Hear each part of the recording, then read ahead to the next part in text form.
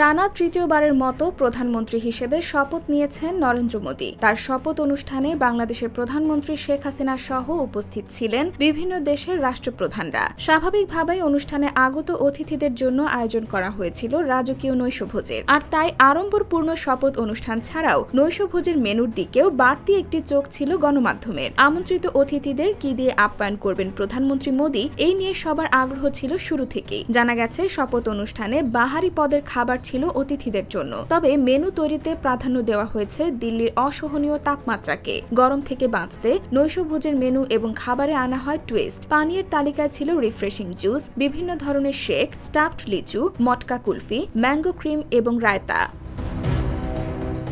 Refreshing পানীয়ের পর ডিনারের মেনুতেও ছিল নানা পদের আয়োজন। ছিল যোধপুরি সবজি, যা রাজস্থানের একটি সুস্বাদু তরকারি। এরপর ছিল ডাল, মশলা এবং সুগন্ধযুক্ত ভেষজ দিয়ে তৈরি সিদ্ধ চালের পদ, দম বিরিয়ানি। তালিকায় ছিল 5 ধরনের রুটিও। এর সঙ্গে ছিল ডেডিকেটেড পাঞ্জাবি ফুড কাউন্টার। ছিল বেশ কিছু দেশীয় পদ। যারা বাজরা পছন্দ করেন তাদের মেনুতে ছিল সুস্বাদু এবং পুষ্টিকর পদ, বাজরা খিচুড়ি। এর সঙ্গে ছিল নানা ধরনের সবজি। ঠান্ডা পানীয়ের বাহারি আয়োজন সমানভাবে আকর্ষণীয় হয়ে উঠেছিল অতিথিদের মাঝে। 5 ধরনের জুস, 3 ধরনের রায়তা এবং দইয়ের সঙ্গে একটি সাইড ডিশ ছিল। এইসব খাবার গরমে শীতল থাকে সহায়ক ছিল অতিথিদের জন্য।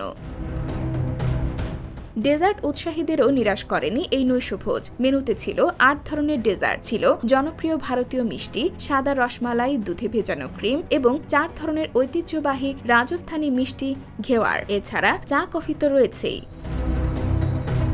রোববার বাংলাদেশ সময় রাত 8:45টায় রাষ্ট্রপতি ভবনে শপথ নেন নরেন্দ্র মোদি। তাকে শপথ বাক্য পাঠ করান ভারতের প্রেসিডেন্ট দ্রৌপদী মুর্মু।